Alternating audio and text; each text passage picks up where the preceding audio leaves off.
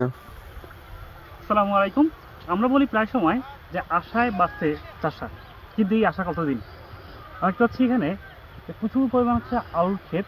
মোটামুটি আলুগুলো হারভেস্ট করার পরে শুকানো হচ্ছে মূলত স্টক করার জন্য। এখানে প্রচুর পরিমাণ থেকে আলুর বস্তা।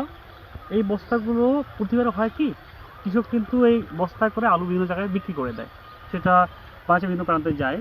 কিন্তু এবার পুরোটা হচ্ছে উল্টো চিত্র। কৃষক আলু আর দেখতে পাচ্ছে না, আলুর দাম মাত্র 5 থেকে 6 টাকা।